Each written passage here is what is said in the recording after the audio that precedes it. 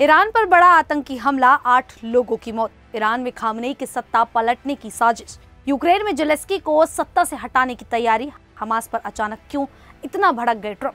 Thailand के खिलाफ Cambodia ने पाकिस्तान से मांगी मदद। नमस्कार, मेरा नाम है शालिनी और आप देख रहे हैं द न्यूज़ 50। स्वागत है आपका हमारे खास प्रोग्राम दुनिया के हालचाल में। चलिए नजर डालते हैं इन बड़ी खबरों पर विस्तार से। ईरान के दक्षिण पूर्व शहर जाहेदान में एक बड़े आतंकी हमले की खबर है। यह हमला न्यायपालिका की इमारत पर हुआ, जिसमें कम से कम 8 लोग मारे गए। मरने वालों में 5 आम नागरिक, जिनमें एक मां और उसका शिशु शामिल है, और 3 हमलावर हैं। हमले में 13 लोग घायल भी हुए हैं। ईरानी मीडिया के अनुसार अज्ञात बंदूकधारियों ने सिस्तान बलूचिस्तान प्रांत की राजधानी जाहेदान में कोर्ट पर हमला किया। हमलावरों ने इमारत में घुसकर ग्रेनेड फेंका। पुलिस और इस्लामिक रिवॉल्यूशनरी गार्ड कॉपर्स ने 3 हमलावरों को मार गिराया। इस हमले की जिम्मेदारी जैश अल अदल नामक बलूच जिहादी समूह ने ली है, जो ईरान और पाकिस्तान की सीमा पर सक्रिय है। जाहेदान तेहरान से करीब 1200 किलोमीटर दूर अशांत क्षेत्र में है। ये इलाका उग्रवादियों, नशा तस्करों और अलगाववादी समूहों की गतिविधियों के लिए जाना जाता है। ये प्रांत पाकिस्तान और अफगानिस्तान से सटा है। अक्टूबर 2023 में भी यहाँ 10 पुलिसकर्मियों की हत्या एक आतंकी हमले में हुई थी। मृतकों की संख्या अभी बढ़ सकती है, क्योंकि यह शुरुआती जानकारी है। आपको बता दें कि वही ईरान में मौजूदा इस्लामी सरकार के खिलाफ एक बड़ी साजिश का खुलासा हुआ है। दावा है कि देश के भीतर से ही सत्ता को उखाड़ फेंकने का गुप्त प्लान बन रहा है। इसकी अगुवाई कर रहे हैं राजा पहलवी, जो ईरान के आखिरी शाह के बेटे और 46 साल से निर्वासित है। पहलवी का कहना है कि ईरान की सेना और सरकार के 50,000 से ज्यादा लोग उसके गुप्त डिजिटल नेटवर्क में शामिल हो चुके हैं। इसका मकसद सुप्रीम लीडर अली खामेनेई की सरकार को हटाकर लोकतंत्र लाना है। हर हफ्ते नए लोग जुड़ रहे हैं और उनकी विश्वसनीयता की जांच हो रही है। जल्द ही आम नागरिकों को जोड़ने के लिए एक नई वेबसाइट भी शुरू होगी। शनिवार को म्यूनिख में एक बड़ा सम्मेलन हुआ, जहां ईरानी विपक्षी नेता, कलाकार, कार्यकर्ता और खिलाड़ी इकट्ठा हुए। इसे 1979 की क्रांति के बाद सबसे बड़ा विपक्षी सम्मेलन कहा जा रहा है। ये ईरान की एकता, नागरिकों की स्वतंत्रता और धर्म सत्ता के अलगाव पर आधारित है। हालांकि पहलवी खुद को सत्ता परिवर्तन के बाद नेता मानते हैं।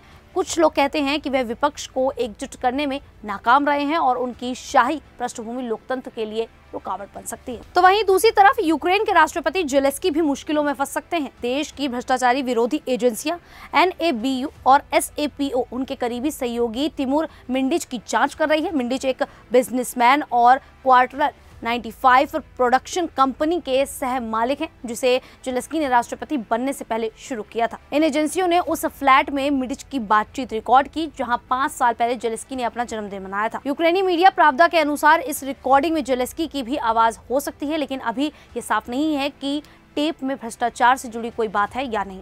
NABU और SAPO ने टेप की जानकारी सार्वजनिक नहीं की है। सूत्रों का दावा है कि मिंडिच के खिलाफ नोटिस तैयार हो रहा है। इस जांच को ज़ेलेंस्की के हालिया भ्रष्टाचार विरोधी एजेंसियों पर दबाव से भी जोड़ा जा रहा है, जिसके खिलाफ सड़कों पर प्रदर्शन हुए थे। मिंडिच की रिकॉर्डिंग का मकसद भ्रष्टाचार या गलत गतिविधियों का पता लगाना है। हालांकि मामला स्पष्ट नहीं है।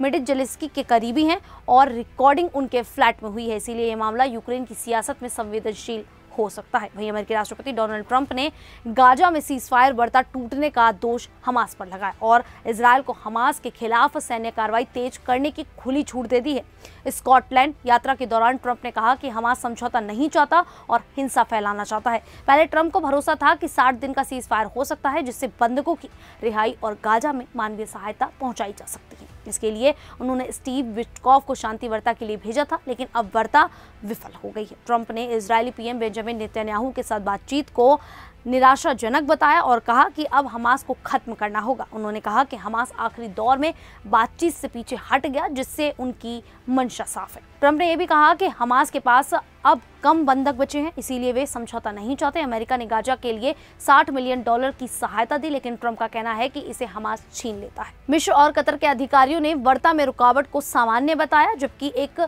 इजरायली अधिकारी ने कहा कि बातचीत पूरी तरह खत्म नहीं हुई है। ट्रंप ने फ्रांस के फिलिस्तीनी राज्य को मान्यता देने के बयान को भी खारिज कर दिया है। वहीं थाईलैंड और कंबोडिया के बीच 2 दिन से चल रही जंग का मामला अब संयुक्त राष्ट्र सुरक्षा परिषद में पहुंच गया है। कंबोडिया के अनुरोध पर आज रात 12:30 बजे UNSC की आपात बैठक हुई।